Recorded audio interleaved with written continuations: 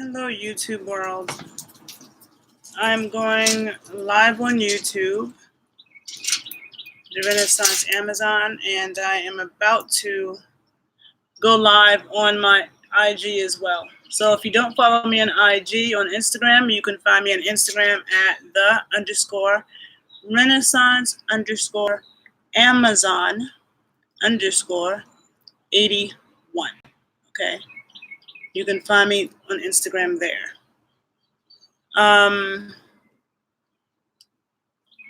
This earring doesn't want to stay in, does it? And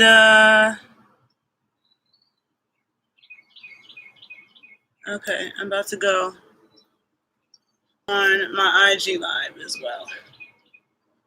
Let me just turn my phone off. I hope you all are doing well today. Okay, let me make sure nobody calls my phone. Do not disturb. Okay, here we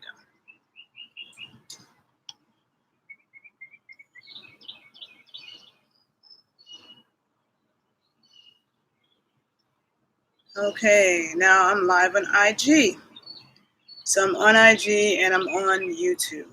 So to Instagram people, you can find me on YouTube at the Renaissance Amazon and the Body Scientist 81. Okay, so today, I hope you all are doing well. I am going to reintroduce myself, okay? So a lot of you know me, but maybe you do, maybe you don't, maybe you think you do, I don't know. So I'm going to explain. So my name is Makeda Valletta, and I am a native New Yorker. I get these questions a lot. People always ask me these questions, so I would just want to put it all out there, okay? So I don't have to keep answering it. I could just tell people to watch a video. Okay. Born and raised in New York City, Harlem, Washington Heights, across from the South Bronx on Sugar Hill, to be exact. And I am an American woman, an Afro-Indigenous American woman with roots in Florida and Pennsylvania. And I currently live in Chicago. Okay, I've been living in Chicago for the past 2 years. And I have a Bachelor of Science degree in exercise and sports science with a concentration in strength and conditioning and a minor in nutrition, sports nutrition. But I started off first as a biotechnology major. So when I first went to college, it was my goal to get a PhD in like biology, biotechnology. I wanted to be a scientist and research cures for genetic diseases. That's what I wanted to do.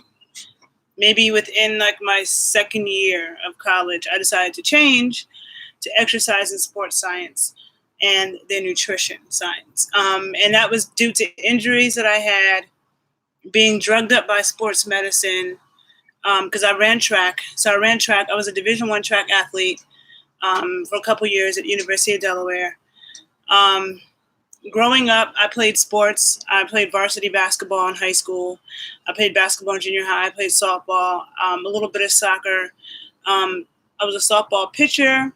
I fenced with Peter Westbrook, who was at the time the only American who had ever won medals in fencing. He was half Afro-American, half Japanese from Newark, New Jersey. And my dad made me fence, and I just wanted to play basketball at the time. And fencing, yeah, then track. As an adult, dabbled in tennis. Then I started studying classical ballet and tap at the classical ballet and tap at the Dance Theater of Harlem. The Dance Theater of Harlem from the age of 5. And then also went on to study at Harlem School of the Arts. And then in high school, I was doing all types of dance stuff. I learned a lot of Dominican, like merengue, and dance hall and stuff from just being in New York around Caribbean people. Like my neighborhood was heavily Dominican, but I went to school with Dominicans, Puerto Ricans, Trini, Jamaican, Jamaican more so, Jews, like just everybody, right? And so there's definitely a mixture of cultures in New York. And so there's a lot that I learned that way. But then when I grew up and graduated from college, I then began to study dances of the African diaspora. So I study a lot of Haitian folkloric dance, Afro-Cuban folkloric stuff. And when you say Afro-Cuban and when you say Haitian, it's a large umbrella of things, okay? There's like endless rhythms and endless dances from Haiti and Cuba, okay? So that's very broad. So I study all of that, Afro-Puerto Rican, Bombay Plena. From Cuba, it could be you have the Yoruba Orisha, but then you have the Congo dances, the Palo, the Haitian Voodoo, Afro-Cuban. Like there's a lot of the ones from Dahomey. There's a lot of different dances. Then you have like social dances like rumba, yambu, wamako, Colombia. Like there's a lot of different dances and rhythms. And I study Afro-Dominican stuff, Afro-Colombian. I'm going back to Colombia in a couple of weeks to study because Colombia has a very rich Colombia has a rich dance culture, period, dance and music, when it spans, like you have the stuff from the Spanish, you have the stuff from the indigenous, and the stuff from the Afro-Colombians. And the Afro stuff is what I'm interested in. And then even within the Afro-Colombian realm, there's a lot of dope dances and rhythms. Colombia is very interesting. I fucking loved Colombia. Like I knew I was gonna love Colombia before I went to Colombia, but I love Colombia. Okay, I love Cuba too, but loved Colombia. Okay, so everything that I do. Okay, so I graduated college a long time ago. Then I went to graduate school, right? Teachers College, Columbia University. And I was in a 3-year full-time master's program for applied physiology and nutrition education, right? So, okay, when the study of nutrition, now this is what I'm going to talk about my background as a nutritionist, because this is what is really annoying, is that the internet has everybody thinking that they are a health expert now. The internet has everybody thinking that they're a nutritionist now. Everybody thinks they're a nutrition expert. Nobody's ever taken a biochemistry class. Nobody has ever sat down and had to look up research and looked up research and read the research themselves and had the scientific background to even understand what they're reading. Because if you read scientific studies and you have no background in the basic scientific methods or basic scientific terminology or just science, period, and you're not understanding that, like you have to understand some of those things so that you can then go actually take the time to read the study and then use your own critical thinking skills. You can't just listen to somebody's summary of it, because people change shit all the time. People rewrite things. That's what the Bible is, okay? You got to fact check, do your own research, right? And use your critical thinking skills. Now, the thing is that when it comes to nutrition science, it's a lot of chemistry, okay? And the way they teach you, Columbia's program was the only nutrition program in the country that does not take money from the food industry. All the nutrition programs in this country are funded by the food industry. The same way all the medical programs in this country are funded by the drug companies. The food companies and the drug companies are the same people, okay? Hence the FDA, the Food and Drug Administration.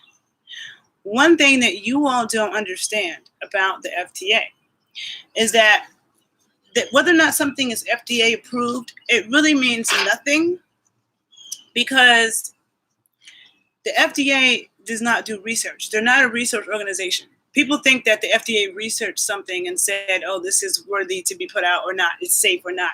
That's not what the FDA does, okay?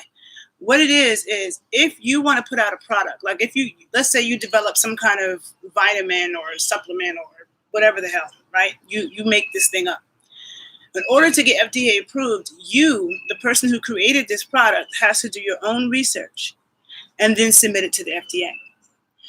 And so what happens is there's a lot of politics in science. Let me just say that too. Let's make that very clear. Which is what made me not become a scientist, because a lot of politics in science. So anyhow, people will do their own research on their product, and it's flawed research, but and they just give it to the FDA, and it's biased research, and the FDA just gets paid off to approve things. So there's a lot of things that the FDA approves that's fucking toxic, and there's a lot of things that the FDA doesn't approve that is not toxic, and that has been, it's indigenous medicine that has been used for eons. And all of the drugs that we are given, what is it? It's an extraction of something that comes from natural plants, that comes from natural things. So they go extract the so-called active ingredient, right? But there's a reason why that so-called active ingredient is in that plant or that organism with every other thing that exists in that plant and that organism, because it all helps to balance everything. When you start to isolate things, then it becomes a drug, and it becomes something that has side effects, because in nature everything is balanced, and they all need each other to be processed properly. This is the reason why I tell people, don't consume low-fat dairy. Don't consume egg whites. That's a processed food. There's fat there for a reason. And one of the reasons is because we need fat to digest protein. Okay? Scientific, nutritional, scientific facts.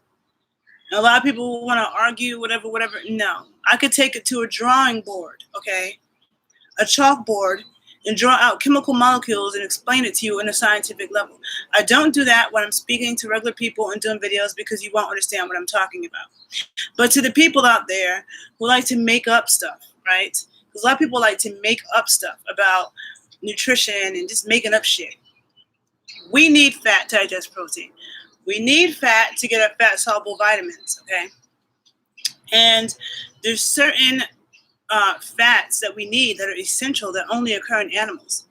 Some of the essential fats we need for our brain, key point, our brain, right?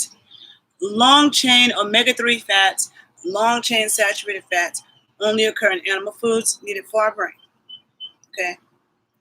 It's a scientific fact that once humans started to eat meat and animal foods, that our brains became bigger. Scientific fact. And when people, and it's also a scientific fact that we're omnivores. A lot of people will say, oh, they'll refer to humans as carnivores. I'm not a carnivore. I'm a carnivore. That person's a carnivore. No human is a carnivore. We are not carnivores. And we are not herbivores. We are omnivores, just like chickens and pigs, okay? And if you look throughout the world, through traditional societies, pre-colonial societies, pre-technology, being able to ship stuff from the Caribbean to Canada in January, pre that type of stuff, right? What did people eat? They ate what was around them. And if you live someplace where there's a winter, how are you going to survive off of just plants all year round? If you live someplace like the desert, how are you going to survive on plants all day long? Because nothing really grows in the desert. There's no real life. So what are you eating, right? So you have that. Everybody doesn't live in the tropics. But even with that, though, you know what I'm saying? You have things that have its seasons, and you have such thing as nutrients. And certain nutrients only occur in animals.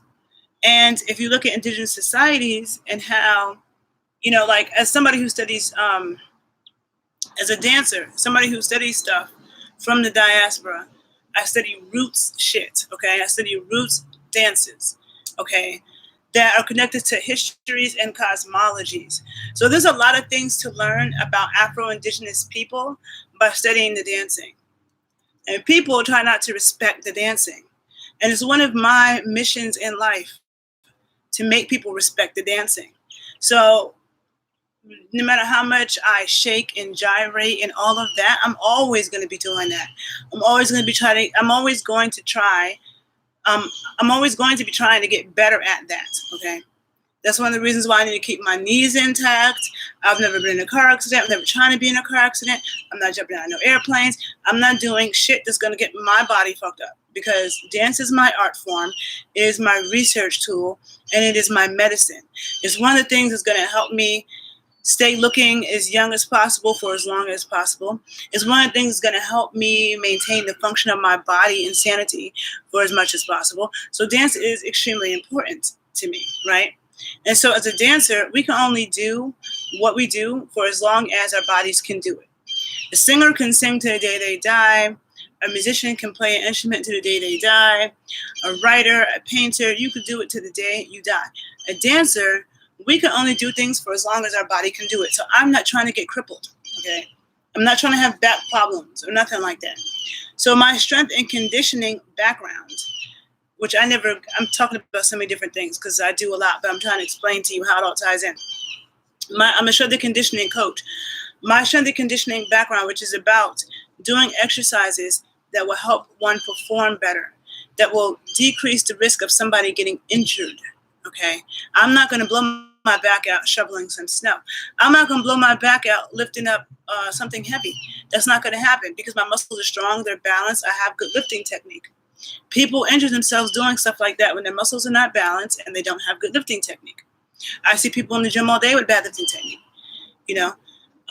So my strength and conditioning, and then also that's also how, lifting weights and staying in shape, doing the right things that build your body and not breaks your body down, because there's certain exercise that's catabolic and that will break your body down and age you and have you being all messed up. And then there's exercise that will make you stronger, keep you looking younger, keep your body younger, and so practicing those things also matters, right? So my strength and conditioning and nutrition background informs that, which comes into the dancing. You got, yes, I pole dance. I've never been a stripper, but I'm amazed at the fact that Black strippers taught themselves how to do all of that stuff because, first of all, learning pole dance I started learning pole dance in 2014 with qualified instructors, okay? And I now am an instructor. I've been an instructor also since 2014, end of it. I've taught a lot of pole studios, right? And so and I've taken class at a lot of pole studios in a lot of different cities, and I've come across some amazing pole instructors. And pole instructors are, for the most part, from my experience, a lot of times they're very well informed at how to explain these dangerous moves to you so that you don't break your neck. And we also learn spotting techniques, like instructors know how to spot athletes so they don't get hurt. Strippers taught themselves how to do that in a club. You know what I'm saying? With nobody explaining anything, looking at another girl and trying that. You could totally fuck yourself up. And the shit hurts, okay? Whatever you see people doing on the pole, you guys have no idea like how painful it actually is. Like, it doesn't look like it's painful, but it actually hurts, okay? And then you get kind of numb to it. So the fact of girls teaching themselves how to do that. And then the thing about Black strippers, because I look at complexity of movements, right? I can't demonstrate it right now, but Black strippers will be like, hanging from the pole by their knees, right? Like, let's say their knees are linked onto the pole, and then their body is going, like, the pole's this way, and their body's going that way. And then they're, like, bopping their head mad hard. Like, it's hard enough to hold yourself. Oops. It's hard enough to hold yourself in that position, let alone holding yourself and bopping your head like that. Like, that's insane. I'm not anywhere close to being strong enough to do that shit. And I don't see people in the pole world do that kind of stuff. Getting into a handstand is hard enough, and a headstand. But what do Black strippers do? They got to take it to the next level and get into a handstand and start twerking. That shit is hard as fuck. Okay? It really is. So I always gave respect to that because not only is it hard, but they taught themselves. They didn't go take handstand one-on-one classes. So that's even more impressive. Now, same thing with breakers in New York who just decided to start spinning on their head on concrete. They didn't take headstand class one-on-one. They didn't take yoga, none of that. And they started spinning on their heads on concrete and doing all that crazy shit. That is amazing. And that says a lot about, your mind-body connection. Like, having extreme control over your body and being able to manifest amazing things with your body says a lot about your mind. It says a lot about the power of your mind because our bodies do what our mind tells us. You know what I'm saying? So when you do things, when you do extreme physical things, like, and you engage in that, it activates your mind as well. So dance is something, especially dances of the African diaspora. It has a lot of like health benefits, just in general physical health benefits. Like, you have some like twerking. Twerking is not easy either. But twerking doesn't have intense footwork. But then there's certain dances like from Haiti, from Cuba, from the Congo. Footwork is crazy. You know, your shoulders are on one rhythm, your hips are on another rhythm, your head's on another rhythm. And you have to also understand the music and the drumming as well. So there's so many layers of an education. The same thing with New Orleans second line. Footwork is crazy. You know, so that it requires you to activate multiple parts of your body at once, you know. Okay, so yes, so that's the thing with the dance for me. So, you know, like people, I don't feel like I have to explain to anybody why I do anything, but at the same time, I do because to a degree, you know, an artist. Some artists will never explain; they just be an artist, and I am an artist, right? I am an artist, but I'm also an educator. You know, I'm also a sports scientist, an exercise physiologist, a nutritionist, and not just a nutritionist, but my background was in nutrition education. So that means educating people about it, not just telling people eat this, eat that, giving people a diet plan, but actually educating you as to why I'm saying what I'm saying, educating you so that you understand how to navigate in this world, no matter where you are. You know how to evaluate what it is you're eating, what it is you need, and not be tricked by the food industry. You know, understanding what it is you need, because a lot of people have eating disorders, you know, and I do think that veganism is an eating disorder. And people will say things like, "Oh, um, I'm a vegan because I don't trust, you know, this whatever over here." And it's like, if you're saying that you're a vegan because of environmental reasons, that doesn't make sense, because you can always get good animal foods from farmers markets, local farms, or go learn how to hunt. Go learn how to hunt before you become a vegan, because, or pay someone to hunt for you or something, because now you're starving yourself of important nutrients that you need. It's like the water is super polluted. There isn't any good water on this planet. Maybe in a spring somewhere, but who's going to the spring to get their water? Other than that, whether you buy bottled water, all that stuff is garbage. All of it. The stuff that comes out your faucet, the damn, you making alkaline water. Alkaline water is not good for you, first of all. I think it's about to rain. And I have a video on my YouTube page, The Body Scientist 81, about alkaline water. But you still need water. So all you can do is get the best water you can get. But to say, I'm not going to drink any water at all because all the water's fucked up, not a smart thing to do. And nobody would think that that made any sense. And the thing is that the plants are even more messed up than the animals. I had a background in biotechnology, as I told you. And so biotechnology has to do with genetic engineering. So since the 90s, it's something that I've been like really researching and on. I read the book, The Biotech Century, in the 90s. And they've been genetically modifying the plants way before they started messing with the animals.